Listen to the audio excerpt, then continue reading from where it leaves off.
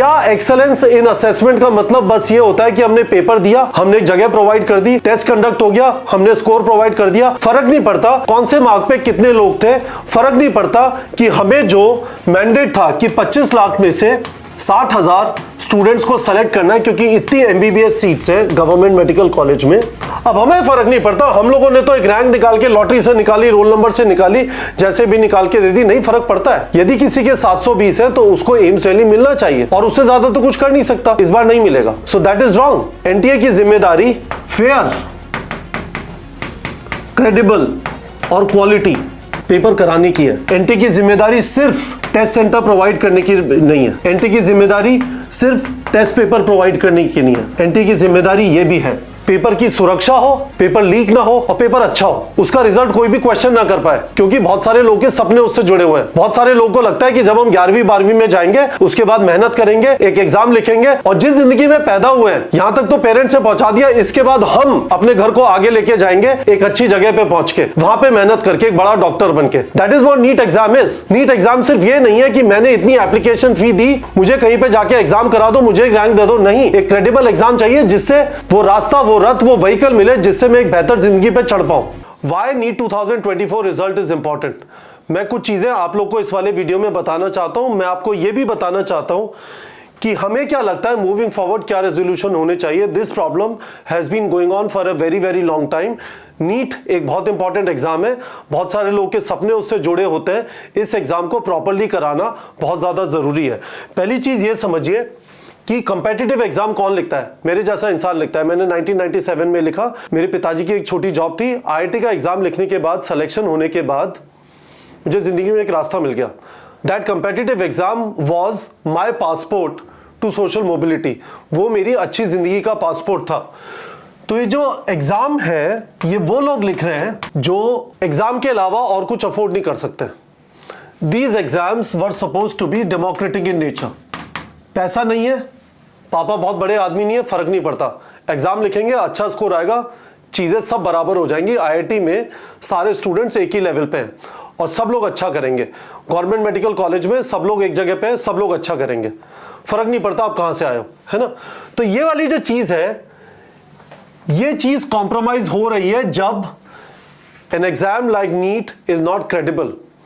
हमारे यहां से स्टूडेंट्स, एक स्टूडेंट का बांकुड़ा से 715 नंबर था 2-3 साल पहले, शौमदीप हल्दर। उसने ना जाने कितने लोगों को इंस्पायर किया होगा कि बांकुड़ा से निकल के आप दिल्ली पहुंच सकते हो, इंडिया के बेस्ट कॉलेज में, फर्क नहीं पड़ता आप कहां पे पैदा हुए थे। जब बच्चों को शक होने लगेगा कि मेरे 640 नंबर आए, 650 नंबर आए, तो भी पता नहीं मैं कहां पहुंचूंगा, गड़बड़ हो जाएगी। This confidence is very very important कि यहां पे सिर्फ ये मैटर करता है कि मेरा फिजिक्स, केमिस्ट्री, बायोलॉजी कैसा है और कोई चीज मैटर नहीं करती। क्या हर गवर्नमेंट कॉलेज प्राइवेट कॉलेज से बेहतर है? नहीं, but government medical colleges are affordable. जो सबसे अच्छे प्राइवेट मेडिकल कॉलेज हिंदुस्तान में है उनकी फीस 80 लाख से 1.25 करोड़ है। ज्यादातर लोग, ज्यादातर एस्पिरेंट्स उसे अफोर्ड नहीं कर सकते। इस वजह से एक अच्छा नीट का एग्जाम होना बहुत ज्यादा जरूरी है जिसमें चीजें लॉटरी से डिसाइड ना हो। गड़बड़ क्या है, ऐसा कुछ एग्जाम हुआ है इस बार या ऐसा कुछ एग्जाम के अंदर हुआ है जिसकी वजह से रैंक 1 720 नंबर पे 67 लोग हैं, 67 पीपल, कुछ 660 नंबर पे 1100 लोग हैं। This is not done. क्या फायदा उस एग्जाम कराने का? एनटीए को क्रिएट क्यों किया गया था? उनका मोटो है एक्सेलेंस इन असेसमेंट। क्या एक्सेलेंस इन असेसमेंट का मतलब बस ये होता है कि हमने पेपर दिया, हमने एक जगह प्रोवाइड कर दी, टेस्ट कंडक्ट हो गया, हमने स्कोर प्रोवाइड कर दिया, फर्क नहीं पड़ता कौन से मार्क पे कितने लोग थे, फर्क नहीं पड़ता कि हमें जो मैंडेट था कि 25 लाख में से 60,000 स्टूडेंट्स को सेलेक्ट करना है क्योंकि इतनी एमबीबीएस सीट्स हैं गवर्नमेंट मेडिकल कॉलेज में। अब हमें फर्क नहीं पड़ता, हम लोगों ने तो एक रैंक निकाल के लॉटरी से निकाली, रोल नंबर से निकाली, जैसे भी निकाल के दे दी, नहीं फर्क पड़ता है। यदि किसी के 720 है तो उसको एम्स दिल्ली मिलना चाहिए और उससे ज्यादा तो कुछ कर नहीं सकता, इस बार नहीं मिलेगा। So that is wrong. NTA की जिम्मेदारी फेयर, क्रेडिबल और क्वालिटी पेपर कराने की है। एनटीए की जिम्मेदारी सिर्फ टेस्ट सेंटर प्रोवाइड करने की नहीं है। एनटीए की जिम्मेदारी सिर्फ टेस्ट पेपर प्रोवाइड करने की नहीं है। एनटीए की जिम्मेदारी ये भी है पेपर की सुरक्षा हो, पेपर लीक ना हो और पेपर अच्छा हो, उसका रिजल्ट कोई भी क्वेश्चन ना कर पाए, क्योंकि बहुत सारे लोगों के सपने उससे जुड़े हुए हैं। बहुत सारे लोगों को लगता है कि जब हम 11वीं 12वीं में जाएंगे उसके बाद मेहनत करेंगे, एक एग्जाम लिखेंगे और जिस जिंदगी में पैदा हुए हैं यहां तक तो पेरेंट्स से पहुंचा दिया, इसके बाद हम अपने घर को आगे लेके जाएंगे एक अच्छी जगह पे पहुंच के, वहां पे मेहनत करके एक बड़ा डॉक्टर बन के। That is what NEET exam is. NEET exam सिर्फ ये नहीं है कि मैंने इतनी एप्लीकेशन फी दी, मुझे कहीं पे जाके एग्जाम करा दो, मुझे एक रैंक दे दो। नहीं, एक क्रेडिबल एग्जाम चाहिए जिससे वो रास्ता, वो रथ, वो व्हीकल मिले जिससे मैं एक बेहतर जिंदगी पे चढ़ पाऊं। और क्या ये मैटर करता है कि किसको एमबीबीएस सीट मिली और कैसे मिली? किसको और कैसे का मतलब क्या है? इन 60,000 के ऊपर कोई सोच सकता है कि कोई नाम नहीं लिखा हुआ, पर मेरे हिसाब से इस हर एक 60,000 पे एक नेम होता है और ये उसका है जो डिजर्व करता है। उसका नाम नहीं होना चाहिए जो डिजर्व नहीं करता। एनटीए की जिम्मेदारी है कि ना सिर्फ 60,000 लोग आइडेंटिफाई हो, एनटीए की जिम्मेदारी है कि 60,000 डिजर्विंग लोग आइडेंटिफाई हुए। दोनों में फर्क है। इस बार का जो रिजल्ट है शायद वो 60,000 डिजर्विंग लोगों को आइडेंटिफाई नहीं करता है। That is what students are angry about. NTA को ये बात समझनी चाहिए। एनटीए का काम ये नहीं है कि 60,000 लोग आइडेंटिफाई हो, एनटीए का काम उससे बढ़कर है। एनटीए का काम ये है कि 60,000 डिजर्विंग लोग आइडेंटिफाई हो। और आज लोगों को लगता है कि कुछ हुआ है जिसकी वजह से अभी जो लिस्ट है वो अजीब सी है। तो पॉसिबल सॉल्यूशंस क्या है? मेरी उम्मीद है कि सिस्टम, चाहे वो एग्जीक्यूटिव हो, चाहे लेजिस्लेचर हो, चाहे गवर्नमेंट हो, चाहे जुडिशरी हो, वो इंटरवीन करके इस एग्जाम की क्रेडिबिलिटी को, मुद्दा सबसे बड़ा ये है, रिस्टोर करेंगे। अब ये क्रेडिबिलिटी नीट वापस करा के होती है या कुछ और मैकेनिज्म? क्योंकि नीट वापस कराने के बारे में भी ओपिनियन जो है वो डिवाइडेड होगा। बहुत सारे स्टूडेंट्स को लगेगा जिनका स्कोर 655 660 के ऊपर है कि ये एग्जाम वापस होना उनके साथ ज्यादती है, क्योंकि उन्होंने पूरी मेहनत की, उन्हें गवर्नमेंट मेडिकल कॉलेज मिलेगा, कोई फर्क नहीं पड़ता वो कॉलेज मिले या ना मिले जो मैं चाहता था, पर कम से कम मिलेगा। इस अनसर्टेनिटी में मेरे से वापस एग्जाम मत लिखाओ। और जिन लोग का उस स्कोर के पास में नहीं पहुंचा है उन्हें लगेगा रीनीट कराओ, हमें एक और मौका मिलेगा क्योंकि एग्जाम फेयर नहीं था। ये सारे डिसीजन गवर्नमेंट या जुडिशरी के लेवल पे लिए जा सकते हैं, पर मूविंग फॉरवर्ड 2025 में ये चीज वापस ना हो, कुछ स्ट्रक्चरल चेंजेस की जरूरत है।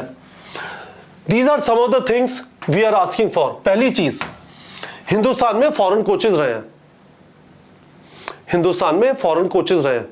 लास्ट एग्जांपल गैरी कर्स्टन का था, जिनके साथ हम लोग 2011 का वर्ल्ड कप जीते थे। यदि एनटीए केपेबल नहीं है, यदि हिंदुस्तान के अंदर सारे लोग कॉम्प्रोमाइज हो सकते हैं, हिंदुस्तान के अंदर कोई भी एजेंसी कराती है, लोगों को हमेशा शक रहेगा कि कुछ ना कुछ इधर उधर गड़बड़ हुई होगी, फॉरेन एजेंसी से करा लो। पैसे तो खूब इकट्ठे होते हैं, 360 करोड़ के आसपास अप्रोक्सीमेटली एप्लीकेशन फी थी इस बार, जो 24 लाख एस्पिरेंट से करीब 1,500 रुपए, जनरल SC ST का एवरेज मिला के लेट से 1,500 1,400 रुपए के आसपास जो आता है, करीब 360 करोड़ रुपए इकट्ठे हुए थे, है ना। तो 360 करोड़ में तो कोई भी एजेंसी, दुनिया की बेस्ट एजेंसी एंगेज की जा सकती है जिससे गड़बड़ ना हो। दिस इज नॉट डन, पहली चीज। दूसरी चीज, एग्जाम 2 स्टेप में हो जाए, उसका मैकेनिज्म फिगर आउट किया जा सकता है। 2 स्टेप से ये होगा कि एक स्टेप पे धांधली हुई तो दूसरे स्टेप में तो कम से कम डिजर्विंग स्टूडेंट्स को बाहर निकाला जा सकता है। एक स्टेप, एक बार जो एग्जाम होता है उसमें बहुत बड़ी रिस्क है कि एक बड़ा बम फूटता है, जैसा अभी हुआ है। तो इसी चीज को लेके एग्जाम साल में 2 बार हो जाए, शायद एग्जाम को वापस स्टेट लेवल पे कंडक्ट करा दे। ये जो सारे एक साथ 23 लाख लोग एग्जाम लिख रहे हैं, ज्यादातर लोग यूपी और महाराष्ट्र से होते हैं, मिला के दोनों जगह, एक जगह पे शायद 2.7 लाख है, एक जगह पे 2.4 लाख है। That is the maximum number of students who are writing an exam in a given state. और स्टेट्स को उस सारी चीज को अपने यहाँ पे जितने भी कॉलेजेस हैं उसके लिए ऑटोनॉमी प्रोवाइड कर दो, यदि इतना बड़ा एग्जाम जो है वो फेयरली कंडक्ट नहीं हो पा रहा है ना। एग्जाम को ऑनलाइन कर दो, शायद उससे बेटर कंट्रोल हो पाए, पता नहीं उससे भी इतनी प्रॉब्लम कंट्रोल हो पाएगी, बट सोचो, मतलब कुछ करने की जरूरत है। मेरे हिसाब से while this agitation, the right agitation on NEET 2024 aspirants is going on, NTA should come and say कि 2025 के लिए हम ये चेंजेस करेंगे, क्योंकि हमें समझ में आ गया कि इस वाले एग्जाम को बहुत अच्छे तरीके से, क्रेडिबल तरीके से कराना बहुत ज़्यादा जरूरी है। We have learned our lessons और हम ये चेंजेस कर रहे हैं। और मेरे हिसाब से सरकार को जो लॉ आया हुआ है इसके ऊपर कि पेपर लीक्स के केस में क्या होना चाहिए, पर उस लॉ के अंदर ये जो पेरेंट्स हैं, पैसा तो पेरेंट्स देते हैं, जो स्टूडेंट चीटिंग करते हैं उसके लिए पैसा तो पेरेंट्स के पास होता है। एग्जाम्पलरी पनिशमेंट होना चाहिए, मतलब मिनिमम 10 साल की जेल।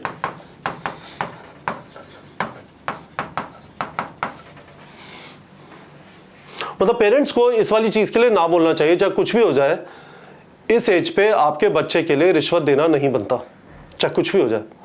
यदि आप दे रहे हैं और पकड़े जाते हैं, एग्जाम्पलरी पनिशमेंट होना चाहिए, ठीक है।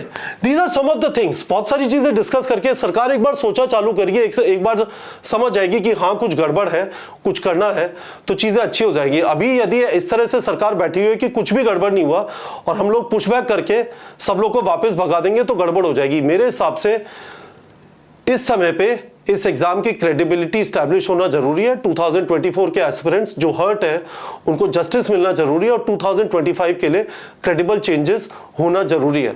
मेरा रिक्वेस्ट है कि इस वाले वीडियो को आप शेयर करें, आवाज उठाएं इस वाली चीज पे। यह आपका एग्जाम है, यह आपका देश है। यहां पे एक अनार 100 बीमार की प्रॉब्लम है। यहां पे सुलभ शौचालय के बाहर भी बहुत बड़ी लाइन लगी होती है। इमेजिन करिए गवर्नमेंट मेडिकल कॉलेज के बाहर क्या होगा।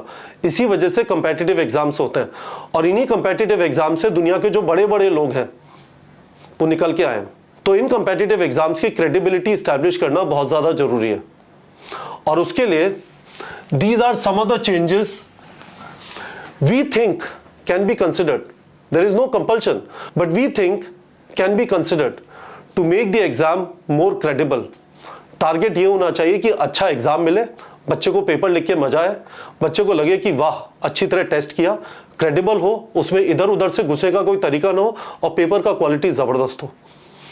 Please share this video guys. हम लोग इस वाले मैटर पे आवाज उठाते रहेंगे क्योंकि सर के ऊपर से अब पानी चला गया। ठीक है बच्चों।